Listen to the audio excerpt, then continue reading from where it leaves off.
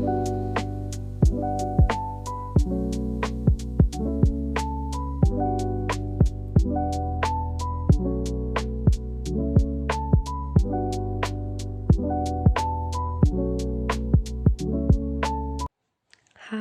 كيفكن؟ إن شاء الله تكونوا كلياتكم بخير.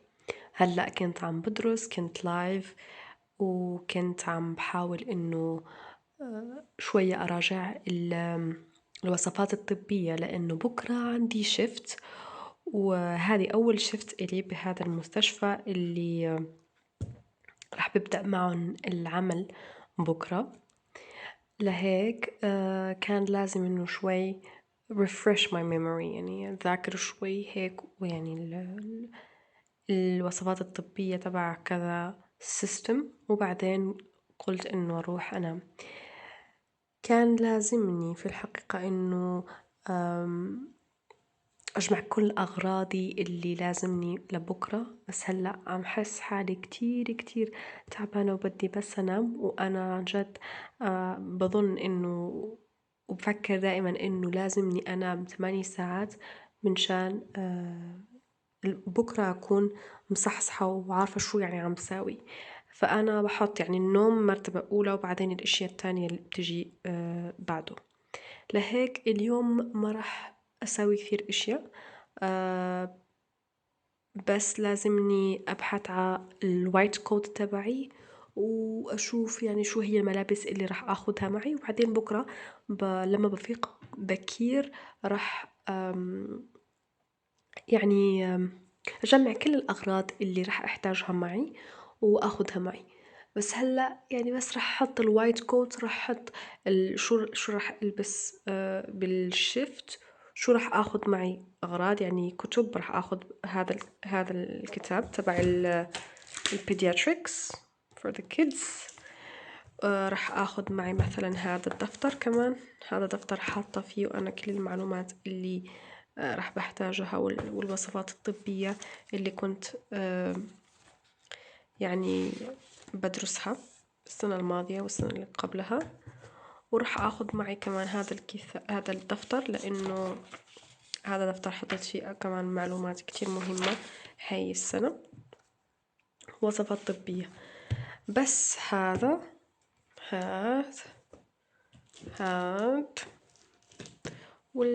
وهذا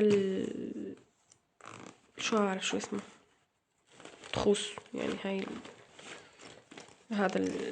ما بعرف اسمه. في ما راح اخذ كل هالاغراض، لانه هادو اغراض يعني بحطه فيه، يعني بستعمله لجمع كل هالاغراض لانه بحتاجها بالبيت. بس لما راح اخده معي للشفت راح ازيل كل هذا، راح اخلي بس وشو وينه القلم الازرق. هذا القلم الازرق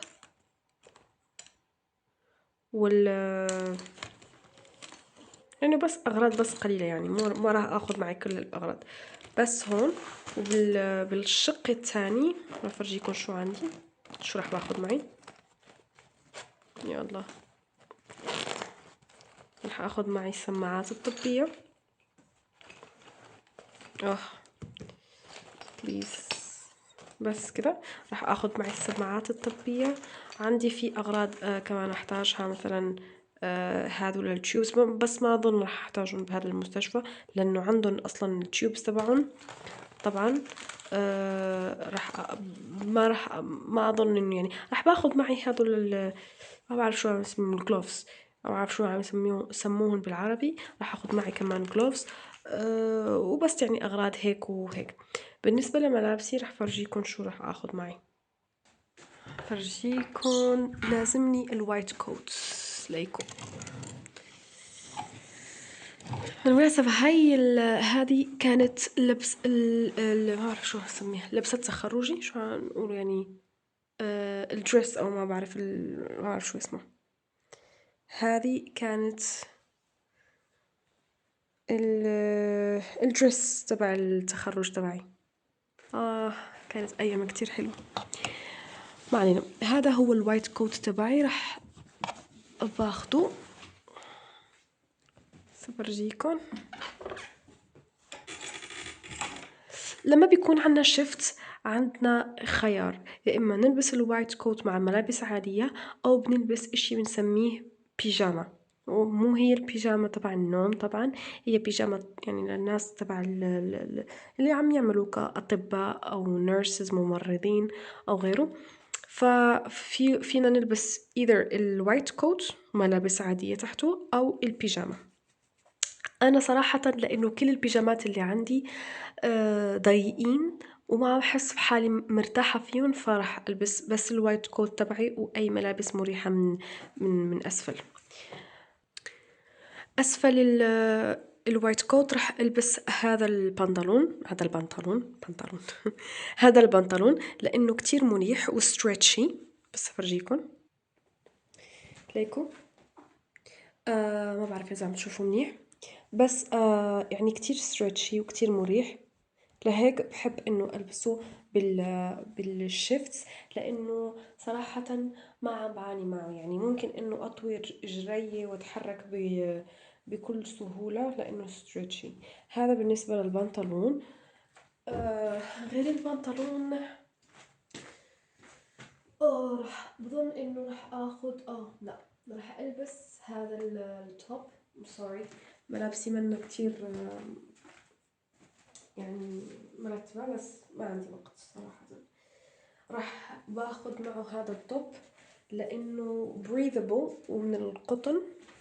هذا التوب breathable من القطن وكمان حلو، يعني بس هيك باخد هدول الاثنين.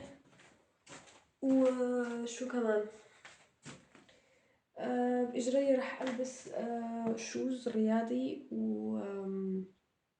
يعني وبس. وفور ماي هير لأنه ماي هير هلا كيرلي راح باخد some clips، يعني هدول الكليبس وين الكاميرا. راح اخد هدول الكليبس for my hair، وهذه سميته التاي hair tie والكليبس بس. what else yeah.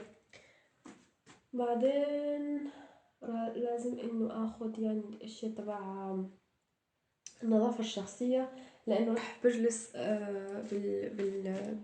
شو اسمه بالهوسبيتال بالمستشفى لمدة 24 ساعة أو أكثر، فلازم يعني أخذ معي أشياء للنظافة الشخصية، لأنه بتعرفوا 24 ساعة يعني مدة مو قليلة، ومش ممكن إنه أرجع على البيت. ما راح اخذ معي كتير شغلات، بس بهال سمول ثينجي ما بعرف شو اسمه راح احط الاغراض اللي راح اخذها معي من غير الكليبس والهير تاي. راح باخذ معي اشياء تبع يعني نظافة الفم والاسنان. اوكي شو كمان راح باخذ معي لسه خلصتها بس لسه ما خلصت. هذه شو اسمها الاس بي اف، يا الله ما بعرف احكي عربي. A few moments later. واقي الشمسي، الواقي الشمسي تبعي. وبس هدول الاغراض، يعني مش اشي كتير. الهير تاي بس اظن انه هذا يكفي. راح بضيف كمان الديودرون تبعي. هون هذا اللي بس افرجيكم. هذا الكيس اللي بحط فيه نظاراتي، قديش حلو كيوت. بعدين كمان الوالد تبعي.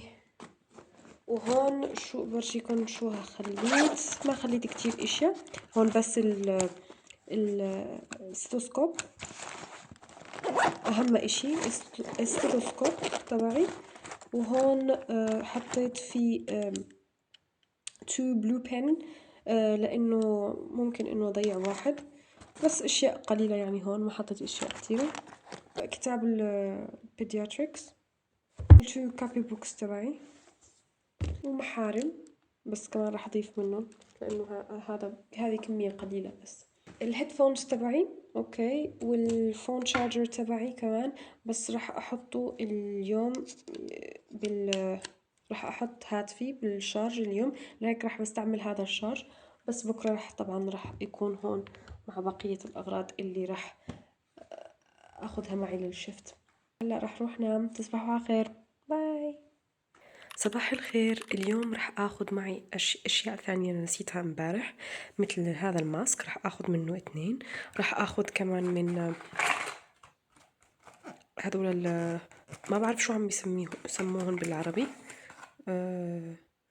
بس بنستعملهن منشان نشوف حلق المريض. راح باخذ منهم شوي، وراح اخذ المخدة تبعي كمان.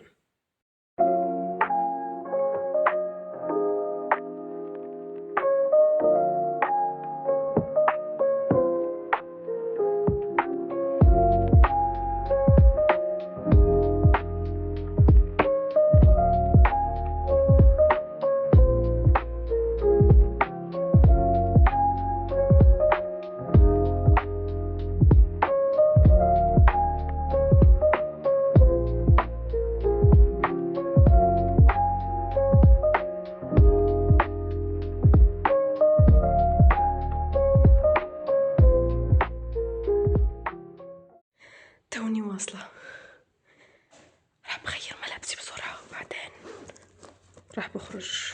لازم ألبس الوايت كوت تبعي، وبعدين ببدأ بالعمل. عن جد ما بدي أعمل، بس بدي أروح على البيت وأنام. هذا البريكفاست تبع الطبيب بالصباح، بس أنا ما بدي أخذ ولا بريكفاست ولا إشي. بس راح أروح أشوف الطبيب المناوب اللي قبلي، وبعدين راح أبدأ العمل مباشرة. باي.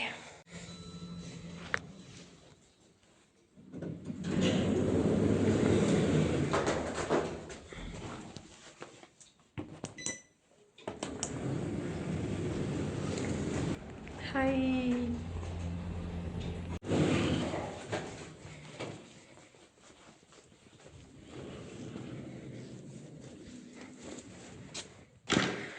اوكي. اوبس.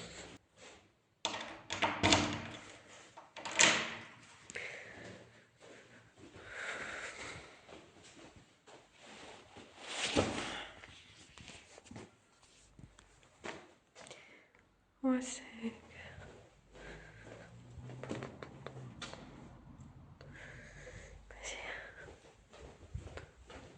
Toilet.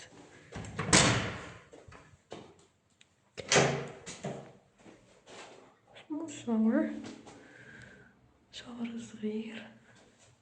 تويلت. حلو.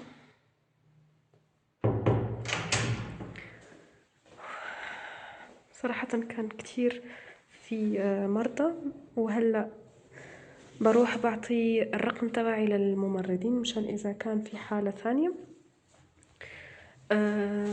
they call me. وأظن إنه راح آكل إشي لأنه ما أخذت ولا إشي، ما فطرت لسه. بعدين شو راح أسوي؟ بعدين راح أحاول أحط أغراضي بهذيك الكلوزت وأرتاح لي شوي عبال ما يجوا مرضى تانيين، وبس هيك. see you later.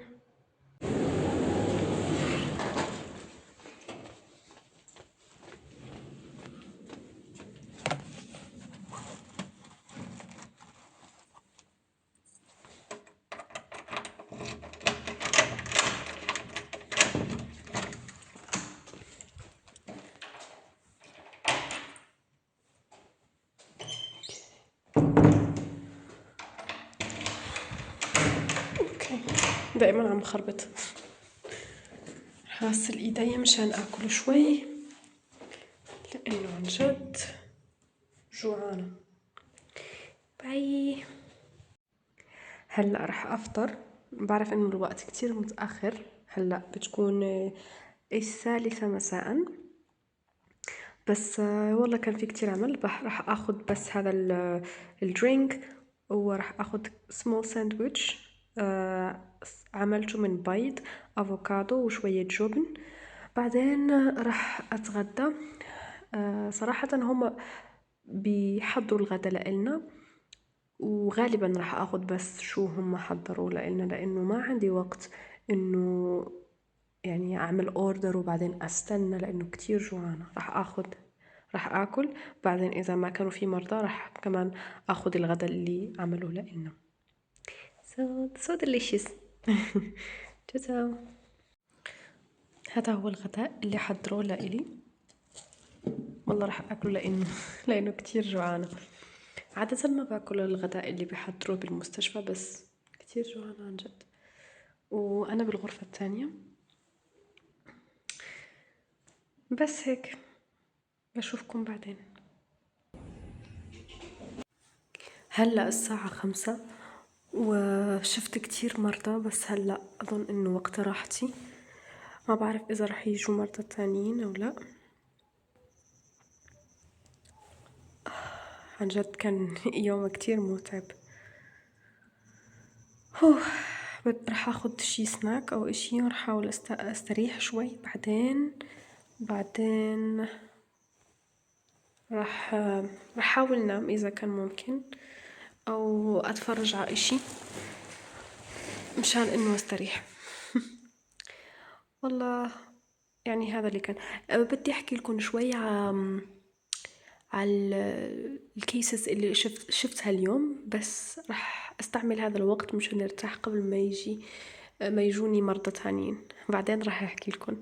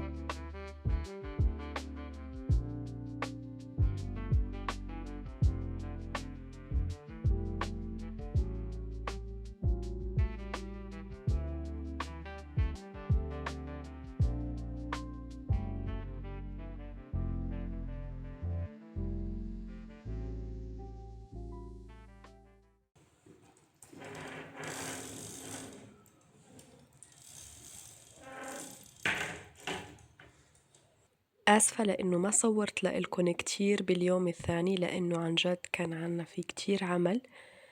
بس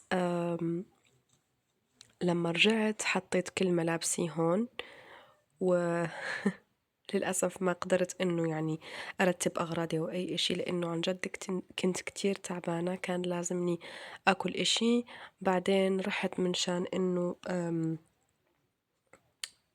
فيكس يعني هدول النظارات تبعي لأنه كان فيهم مشكل.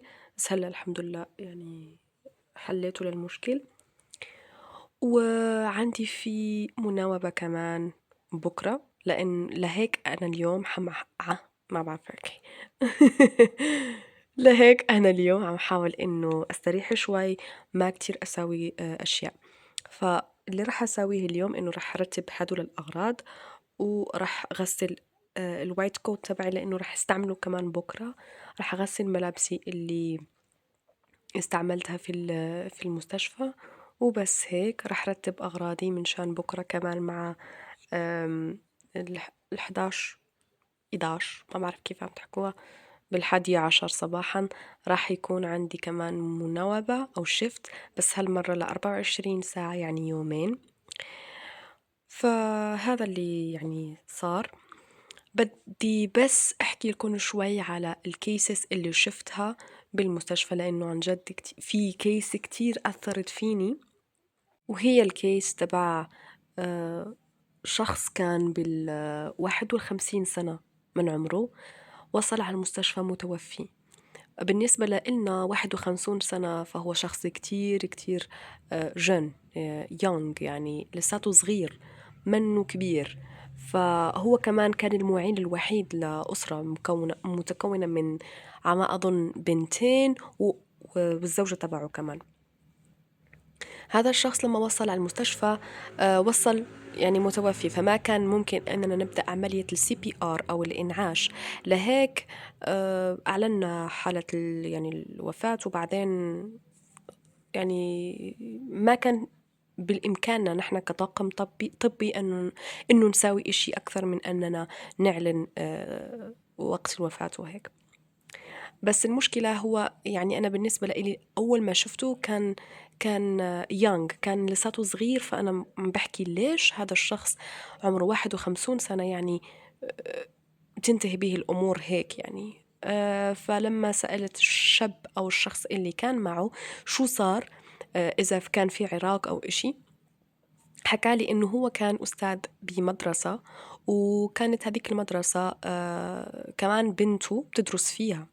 فبنته ما كانت لابسة الوزرة يعني اللي بتنلبس من فوق الملابس. بس لاحكي لكم في دول عندهم الوزرة زي الوايت كوت، في دول عندهم اللباس الموحد. بالمغرب مو كل المدارس عندهم لباس موحد، أغلبية المدارس عندهم وزرة. فإذا ما كنت لابس الوزرة مش ممكن أنك تدخل على المدرسة. فنشب عراق أو يعني بين البنت والشخص اللي ما خلاها تدخل على المدرسة. وهو هذاك الشخص يعني اللي جانا على المستشفى متوفي أو أب هذيك البنت كان عم يدرس بهذيك المدرسة. فهو أظن إنه ما قبل، ما بعرف صراحة شو صار بالضبط، بس هذا اللي انحكى لإلي أنا. ما قبل إنه بنته ما تدخل على المدرسة اللي هو كان عم يدرس فيها. هذا على حسب ما فهمت أنا، يعني ممكن يكون غلط. فنشب عراق والشخص انفعل أكثر من اللازم. فلأنه الشخص انفعل أكثر من اللازم جاته نوبة قلبية، وما ما بدأوا مباشرة CPR أو عملية الإنعاش. ولأنه ما بدأوها فأخذ وقت ليوصلنا، ولأنه أخذ وقت ليوصلنا فبيكون إحنا كأطباء بعد نصف ساعة ما عنا إشي نساويه، مش ممكن أي إشي نساويه. لما وصلت البنت والأم تبعها على المستشفى وشافوا أبوهن، كانت في رياكشن يعني كتير كتير كتير قوية. وعادة أنا ما بتأثر لأنه عم شوف كتير حالات وفيات قدامي، لهيك ما عم أتأثر كتير بال يعني حالات زي هيك. بس كانت كتير حزت بقلبي، يعني كتير تأثرت أمس لأنه عن جد ما توقعت إنه ما توقعت إنه شخص يكون شاب بهذاك العمر وهلأ مخلي وراه يعني عائلة، في بنتين وفي أم، كلهم كانوا عن جد متأثرين بالموضوع، والبنت كانت عم تلوم حالها، وهذا الإشي اللي أنا عن جد عن جد شوية أثر فيني، لأنه رح تعيش كل حياتها عم تأثر، عم تفكر إنه هي سبب الوفاة تبع أبوها. فشوي الموضوع كان صعب، و بس هيك يعني موضوع كان شوي صعب، وما كنت بفكر إنه ما رح يأثر فيني الموضوع، بس لما رجعت على البيت كنت عم فكر بالموضوع كل شوي، فلهيك كان أمس شوي سوداوي بالنسبة لإلي. من غير هذه الحالة كانوا إجوني حالات مثل الأزمة كرايسيس، يعني حالة الربو، بس هي يعني كرايسيس، يعني ما بعرف أحكي بالعربي لأنه إحنا دارسين بالفرنسي وبالإنجليزي، فأنا ما بعرف أحكي هدول الكلمات الطبية بالعربي. بس يعني حالة ربو كان شوي مستعصية، فكان لازم نعطيه شوية أكسجين وشوية أدوية منشان إنه عندهم بالعربي بنحكي للشعب الهوائية تنفتح شوي والمريض يقدر إنه يتنفس. كمان كانت في حالات لمشاكل قلب، وكانت في حالة كتير مستعصية لمشكل بالقلب، وكمان كان عنده بيربيرا فولمينون، ما بعرف كيف أحكي بالعربي، بس كان شوي حالة مستعصية، فكان لازم إنه يروح بسرعة وبعجالة لمدينة ثانية، لأنه بالمستشفى عنا ما عندنا في إنعاش، ما عندنا ديبارتمنت للإنعاش، فكان لازم يروح على مدينة أكبر فيها مستشفى أكبر وفيها طبيب إنعاش وديبارتمنت تبع الإنعاش.